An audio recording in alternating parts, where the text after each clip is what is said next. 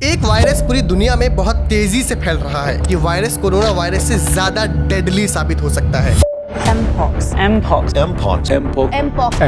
has been declared a public health emergency. World health organization ने warning भी जारी कर दी है।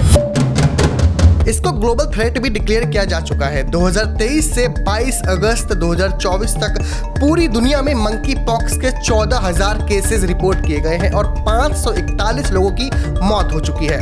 सबसे ज्यादा मंकी पॉक्स से अफेक्टेड है अफ्रीकन कॉन्टिनेंट में DRC यानी democratic Republic of the Congo. यहाँ 2023 में 19,000 एमपॉक्स के केसेस रिपोर्ट किए गए थे और 654 लोगों की मौत हुई थी। वहीं 2024 में 26 मई तक DRC में 7,851 मंकी पॉक्स के केसेस रिपोर्ट किए गए थे। अब तो ये वायरस इंडिया में भी आ चुका है।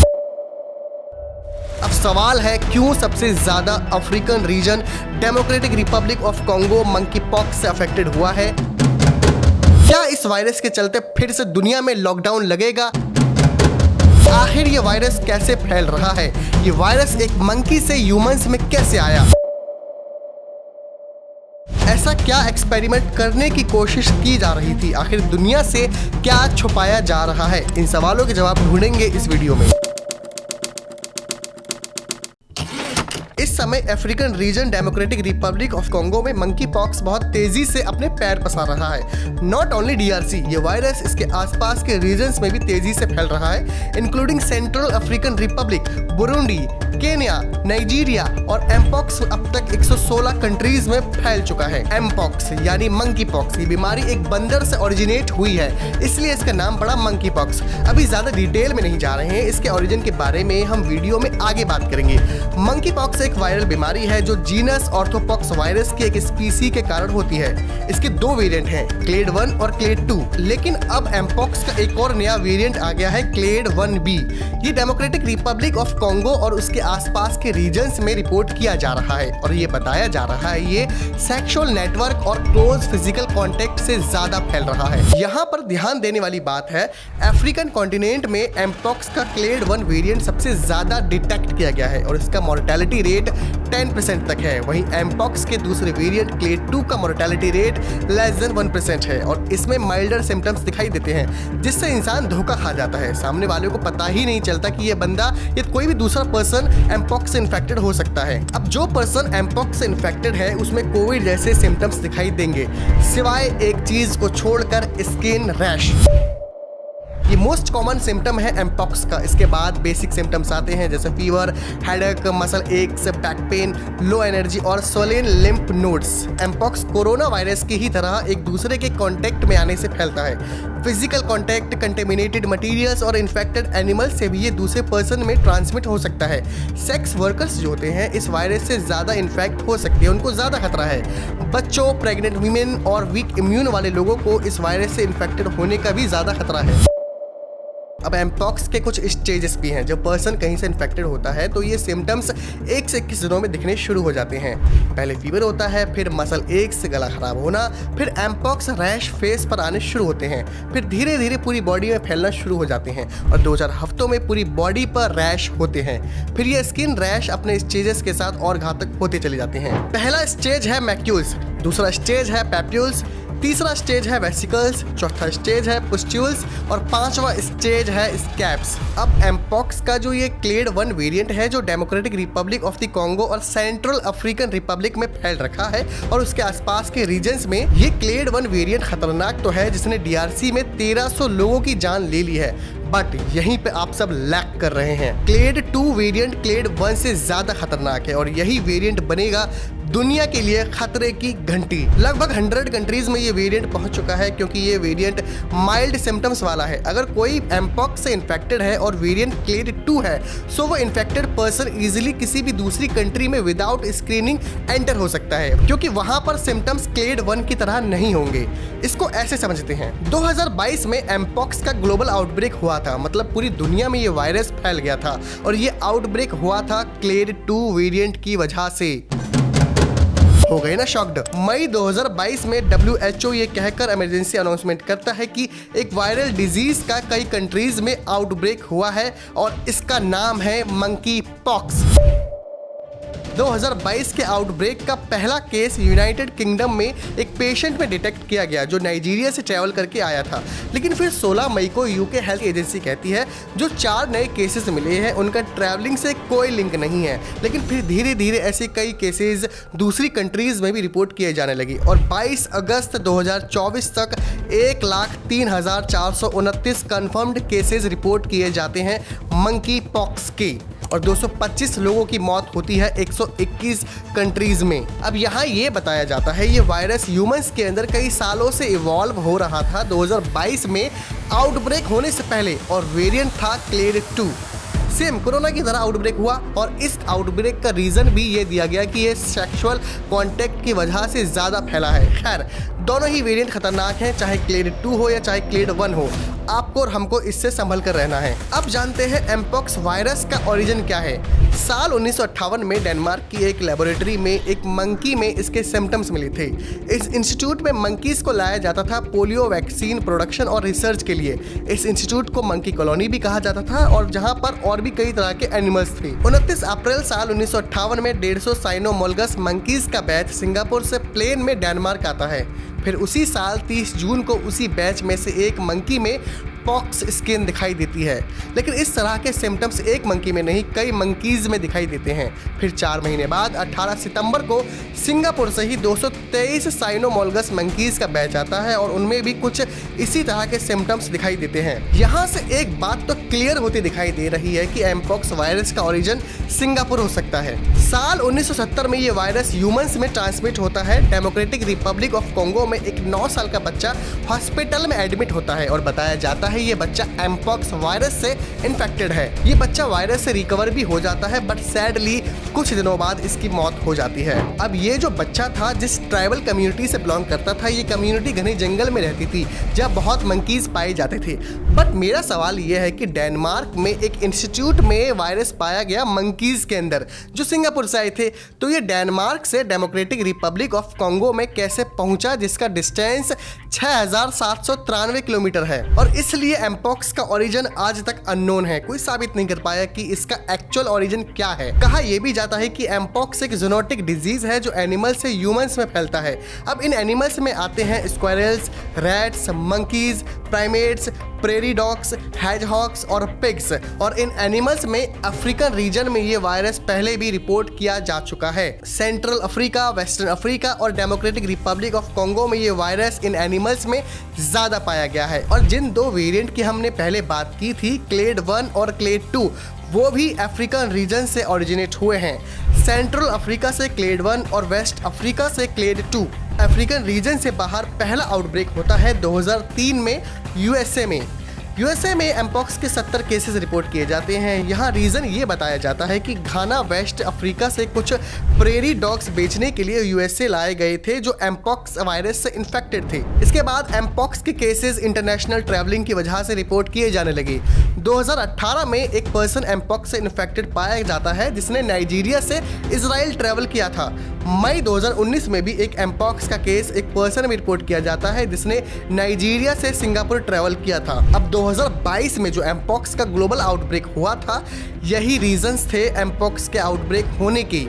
धीरे धीरे दूसरी कंट्रीज में पहुंच रहा था और वेरिएंट था क्लेड 2 जिसमें माइल्ड सिम्टम्स होते हैं। अब तो आपको पूरी कहानी समझ में आ रही होगी कि क्लेड 2 कैसे 2022 में एक कारण बना था आउटब्रेक का, ग्लोबल आउटब्रेक का। फिर एक मेजर आउटब्रेक होता है डेमोक्रेटिक रिपब्लिक ऑफ कॉन्गो में 2023 में। यहाँ 19,000 एमपॉक्स के केसेस रिपोर्ट किए जाते हैं और 900 लोगों की मौत होती है। और अफ्रीकन रीजन्स में भी अभी क्या सिचुएशन है इसके बारे में हम पहले ही बात कर चुके हैं। अब जानते हैं अफ्रीकन रीजन्स ही सबसे ज़्यादा इन्फेक्टेड क्यों हैं इस वायरस से, खासकर democratic Republic of Congo. African continent में ज़्यादातर कंट्रीज इकोनॉमिकली बहुत वीक है, including democratic Republic of Congo. Over crowded हैं, वहाँ पर जो कैंप्स हैं जिसमें डिस्प्लेस्ड लोग रहते हैं, वहाँ एमपॉक्स के केसेस ज़्यादा रिपोर्ट किए गए हैं। मतलब उन कैंप्स में ऑलरेडी सैनिटरी कंडीशंस अच्छी नहीं है और इसमें एमपॉक्स जैसा वायरस ऐड हो जाए तो आप सब समझ सकते हैं कि क्या कंडीशन हो सकती है। अफ्रीकन रीजन्स में ज़्यादातर लोग जंगलों में भी रहते हैं। एक अवेयरनेस की भी वहाँ पर कमी है कि इस वायरस से कैसे निपटा जाए और बचा जाए। जब एमपॉक्स वायरस का वेस्टर्न कंट्रीज में आउटब्रेक हुआ था तो उन्होंने वैक्सीन से इसको कंट्रोल कर लिया था, बट अफ्रीकन रीजन्स में वैक्सीन्स की कमी है और इसलिए एमपॉक्स अपने पैर यहाँ तेजी से पसार रहा है। अफ्रीका की ज़्यादातर कंट्रीज फंड और WHO पर डिपेंड है। यहाँ पर WHO ने हमेशा की तरह पुअर कंट्रीज को पीछे रखा है।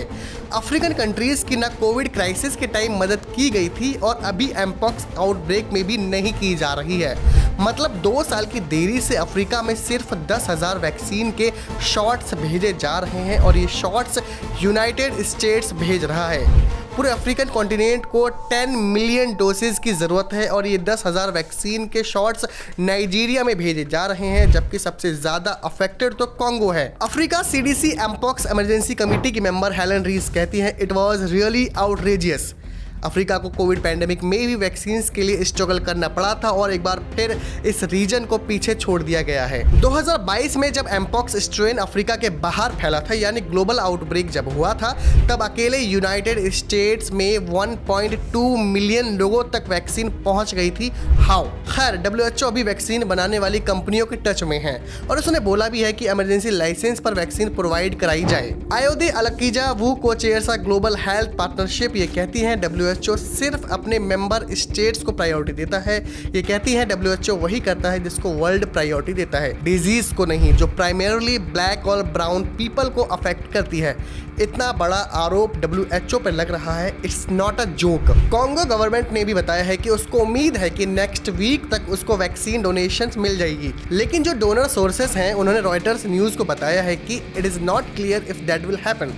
अफ्रीकन कंट्रीज के साथ मजाक किया जा रहा है, मैं तो ये कहूँगा ह्यूमिलिएट किया जा रहा है। अफ्रीका में एक महिला मीडिया से बात करते हुए बोलती है, इमेजिन आप वॉर से भाग रहे हैं और बच गए, फिर आप अपने बच्चों को एक बीमारी के चलते खो रहे हैं। तो कहती हैं हमें वैक्सीन की ज़रूरत है इस डिजीज़ से लड़ने के लिए, ये हमारे कमज़ोर बच्चों के लिए बहुत बुरा है। वहीं यूरोप पैंडेमिक प्रिपेयर्डनेस एजेंसी ने एक मेल के ज़रिए बताया है कि 2,15,000 डोजेज सितंबर तक अफ्रीका में आ जाएंगे। खैर, अफ्रीका रीजन में बहुत बुरी सिचुएशन है और हो सकता है इसको एक दिन दुनिया भी भुगतेगी अगर दुनिया के बड़े लीडर्स ने कलेक्टिव डिसीजन नहीं लिए तो। अब बात करते हैं एशिया की और इंडिया में एमपॉक्स के कितने केस रिपोर्ट किए गए हैं। पाकिस्तान में इसका 1 केस रिपोर्ट किया गया है, फिलीपींस में भी इसका 1 केस है और थाईलैंड में भी इसका 1 केस रिपोर्ट किया गया है। इंडिया में 2022 से मार्च 2024 तक मंकी पॉक्स के 30 केसेस रिपोर्ट किए गए हैं और पहला केस इंडिया में रिपोर्ट हुआ था 2022 जुलाई में। 14 जुलाई 2022 को पहला केस रिपोर्ट होता है केरला में, एक 35 साल का आदमी जो मिडल ईस्ट से ट्रैवल करके आया था। इसके कुछ हफ्तों बाद 4 केसेस और रिपोर्ट किए जाते हैं।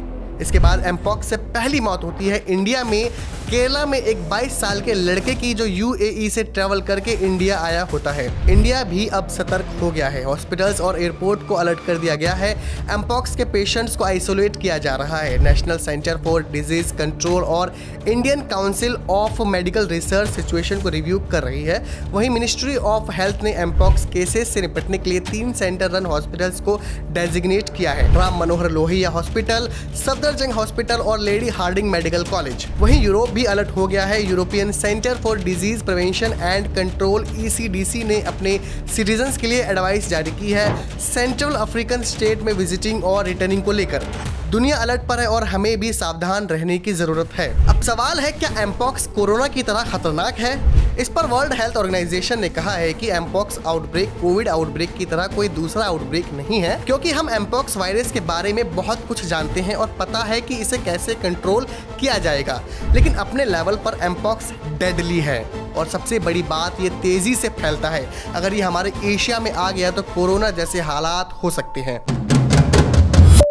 अब समझ लेते हैं कि इस मंकी पॉक्स वायरस से बचने के लिए क्या क्या प्रिकॉशंस अपनाए जाएं। अभी प्रेजेंट में ये कुछ वैक्सीन्स हैं जो WHO ने एमपॉक्स से लड़ने के लिए रिकमेंड की है।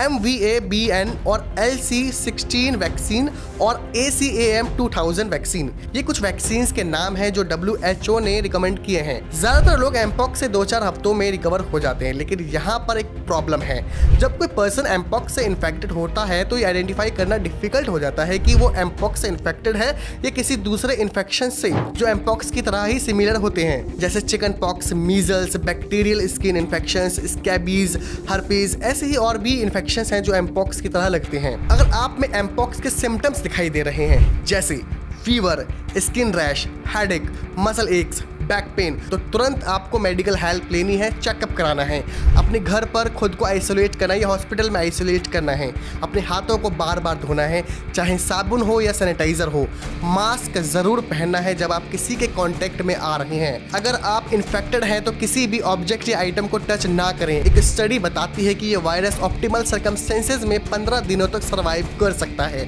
जैसे डार्क प्लेस, कूल प्लेस और लो ह्यूमिडिटी प्लेसेस।